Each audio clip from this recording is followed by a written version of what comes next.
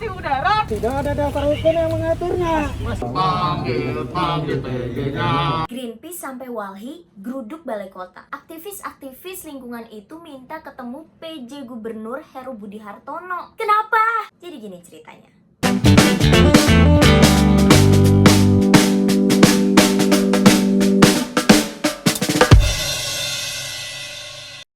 Kalian tahu kan, Jakarta belakangan ini jadi kota dengan udara terkotor sedunia. Seminggu yang lalu, Jakarta bahkan jadi kota dengan kualitas udara terburuk kedua di dunia. Gila banget. Dan belakangan kalau kalian lihat ke gedung-gedung Jakarta itu langitnya udah abu-abu semua kan. Padahal matahari lagi terik-teriknya tuh. Nah, aktivis-aktivis ini protes lah ke Pemprov. Karena menurut mereka, Pemprov tuh nggak becus nanganin soal polusi udara. Mereka baru datang tapi beraksi gitu maksudnya. Burung lagi ke arah kamera. Pemotor, pemobil juga nggak ada akhlak di jalan sama pesepeda. Kenapa, Pak? Serasa punya sendiri jalan kalau pemotor. Kita pindah, kita masuk lewat situ ya. Oke ya. Boleh masuk, Pak? Ya nanti kita mau ke dalam.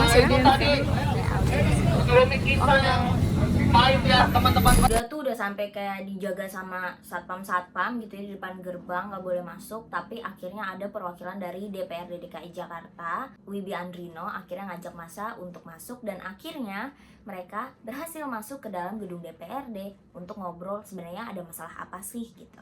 Ini tadi masuk akhirnya jam 11 DPRD katanya diundang jam 11. Bukan Heru ya, balik kota nggak ada. Pak Heru kan lagi sidang MPR. Hari ini tadi ada demo aksi damai dari koalisi ibu kota soal kualitas udara Jakarta. Jadi ramai banget pada pengen masuk, pengen ketemu Pak Heru, tapi sebenarnya Pak Heru lagi nggak di balai kota. Sekarang lagi nyoba mau audiensi. Bapak jangan aturan. Mereka tamu saya. Silakan Pak, silakan. Silakan. Siapa?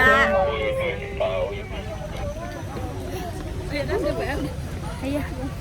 Tangannya kosong. Kalau mengatur tidak boleh. Jelasin dasar hukumnya. Tidak ada dasar hukum yang mengaturnya.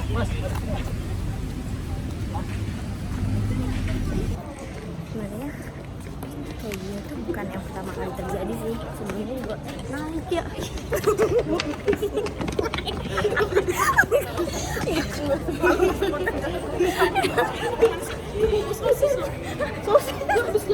Tiba-tiba ada apa ini ya Allah?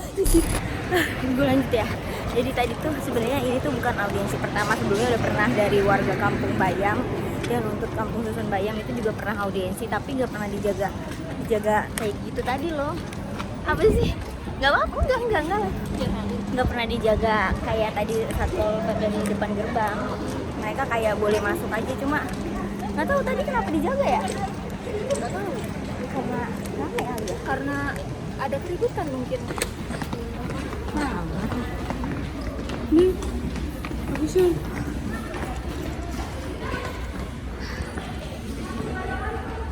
setelah tadi dijaga ketat, akhirnya pada boleh masuk. Bawa banner ke dalam gedung. Ikut-ikut kagak ada laporan mata.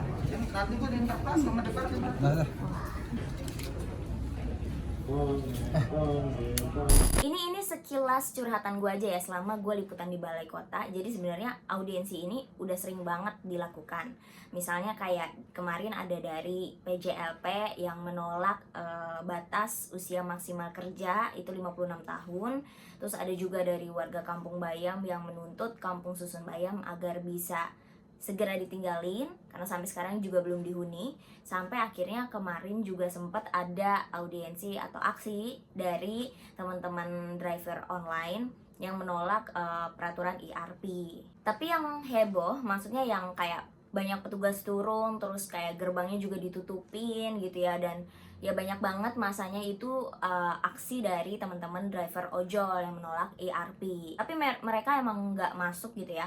Tapi ada dari perwakilan DPRD turun nyamperin dan ngajak ngobrol sebenarnya ada apa. Tapi ini FYI aja. Jadi sebenarnya Balai Kota DKI sama gedung DPRD itu kayak satu bagian gitu loh. Jadi kayak beda sih, beda gedung, tapi kayak ada jalan penghubung yang kalau misalkan kita ke Balai Kota itu bisa sekalian ke DPRD. Jadi jangan bingung kalau gue sebut aksi di Balai Kota terus tiba-tiba masuk di gedung DPRD. Back to the topic, teman-teman dari Greenpeace, Walhi, dan lembaga yang tergabung dalam koalisi ibu kota, kita sebutnya koalisi ibu kota ya, itu akhirnya berhasil masuk nih ke dalam gedung DPRD untuk menyampaikan dan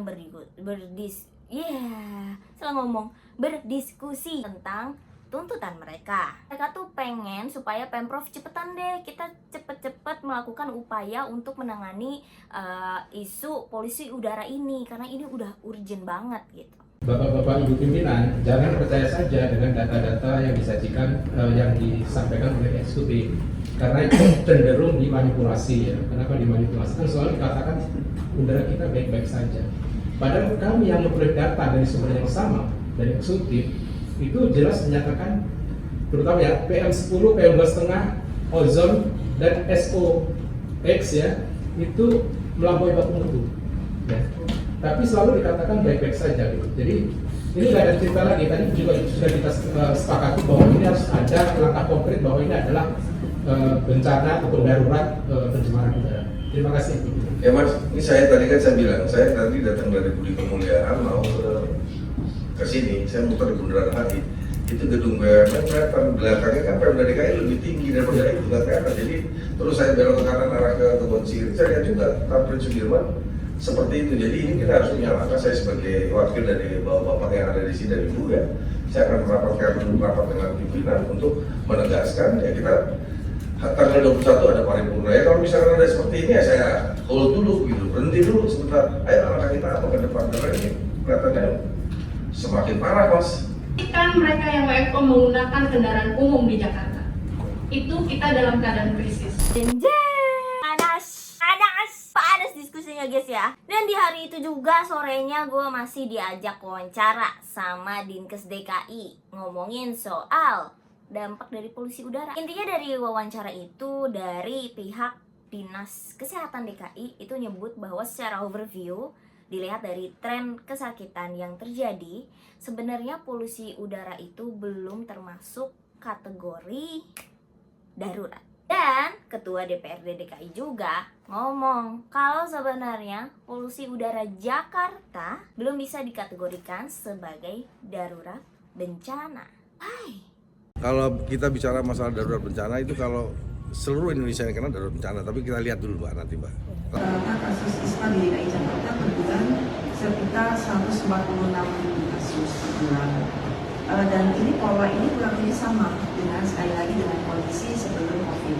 Jadi tahun 2018 tahun 2019 memang lebih kurang sebesar itu jumlah kasus ISPA setiap bulannya yang ada di DKI.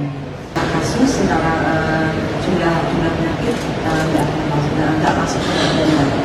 Begitu cerita liputan gue. Gimana menurut kalian? Tulis di kolom komentar ya. Jangan lupa nontonin terus cerita liputan gue yang lain-lainnya. Dan jangan lupa like, comment, and subscribe. Segitu dulu dari gue. See you.